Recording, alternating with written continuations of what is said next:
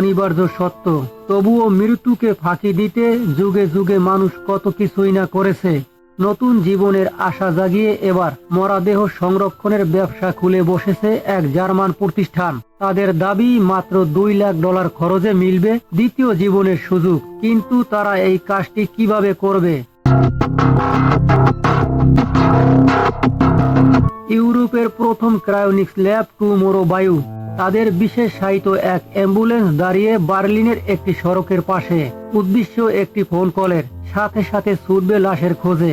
ল্যাবে আনার আগেই গাড়িতে চলবে হিমায়িতকরণ আর ধোয়া মোছার কাজ।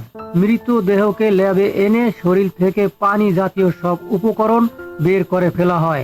এতে পচনশীলতা দূর হয়। কোষগুলিকে অক্ষত রাখতে ধাপে ধাপে শরীরের তাপমাত্রা -196 ডিগ্রি সেলসিয়াসের নিচে নামিয়ে আনা হয়।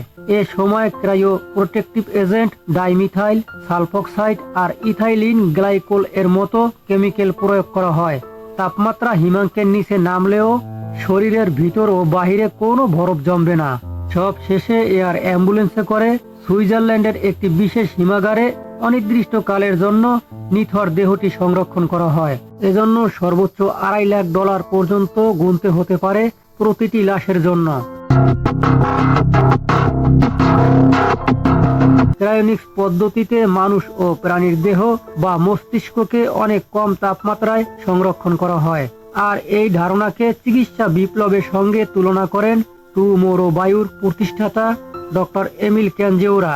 তিনি মনে করেন, এক সময় অসম্ভব মনে হলেও এখন অহরহ অঙ্গ প্রত্যঙ্গ প্রতিস্থাপন হচ্ছে।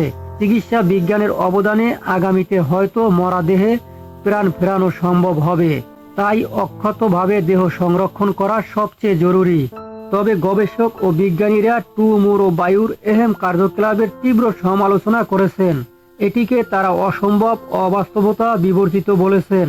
কারণ কোনো মানুষকে ক্রায়োনিক্স থেকে সফলভাবে পুনরুজ্জীবিত করার নজির নেই।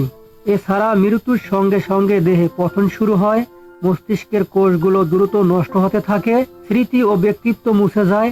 তাই অঙ্গ প্রত্যঙ্গ ট্রান্সপ্লান্ট করা গেলেও ভবিষ্যতে পুনরুজ্জীবনের সম্ভাবনা প্রায় অসম্ভব বলে মনে করেন অনেকেই। এই প্রক্রিয়ার নৈতিক ও অনৈতিক বেশ কিছু সমস্যাও রয়েছে।